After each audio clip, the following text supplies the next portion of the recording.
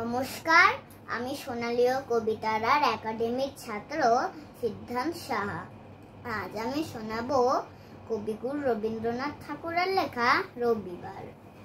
সোম, মঙ্গল, বুধ এরা সব আসে তাড়াতাড়ি, এদের ঘরে আছে বুঝি মস্ত হাওয়া গাড়ি। রবিবার সে কেন মাগো এমন দেরি করে, ধীরে ধীরে পৌঁছয় সে সকল বারের পরে।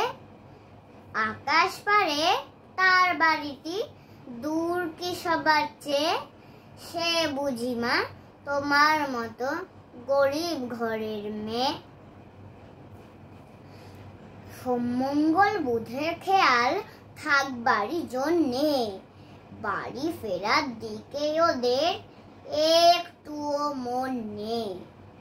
রবিবারকে কে যে এমন বিষম তাড়া করে, ঘন্টাগুলো বাজায় যেন আধ ঘন্টার পরে।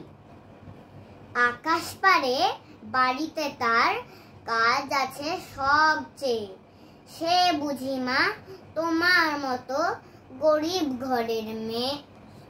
সোম মঙ্গল বুধের যেন মুখগুলো সব হাড়ি, ছোট ছেলের সঙ্গে তাদের বিষম মারার। কিন্তু শনির রাতের শেষে যেমনি উঠি জেগে, রবিবারের মুখে দেখি হাসি আছে লেগে। যাবার বেলায় যায় সে কেঁদে মোদের মুখে চেয়ে, সে বুঝি মা তোমার মতো গরিব ঘরের মেয়ে। নমস্কার। নমস্কার, আমি সোনালী কবিতারার একাডেমির ছাত্র সিদ্ধান্ত সাহা। আজ আমি শোনাবো কবি প্রমোদ বসুর লেখা আমার কথা। আমায় আপনি চেনেন, আমি অনুজ প্রতিম দাস।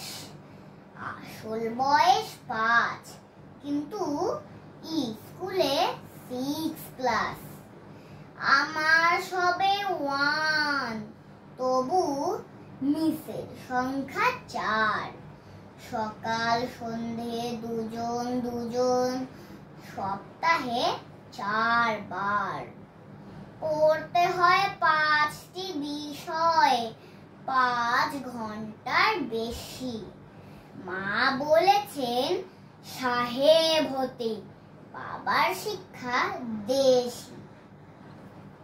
পড়াশোনা ছাড়াও আমার অজস্র কাজ হাতে, হিসেব কষে দেখলে আমার ঘুম হয় না রাতে। মায়ের ইচ্ছে ক্রিকেট শিখে সচিন হয়ে উঠি, বাবার সাধ পূরণ করতে দাবার কাছে ছুটি।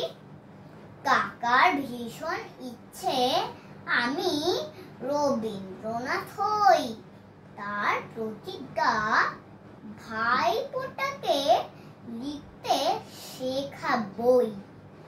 মায়ের সঙ্গে ফির রবিবার ড্রয়িং শিখতে যাই, এসব সাধে বাদ সাধলে বেজায় সাজা পাই।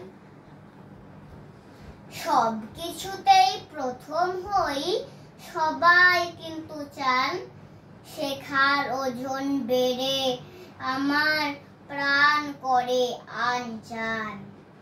শেখার চাপে হাঁপায় ছুটি, কোনখানে বিশ্রাম। বিশাল প্রতিযোগিতা এর হচ্ছে পরিণাম। আমার মতো অনেক আরো অনুজ প্রতিম দাস, নিজের জন্য পায় না কেন একটু অবকাশ। আমার মতো অনেক আরো অনুজ প্রতিম দাস, নিজের জন্য পায় না কেন একটু অবকাশ।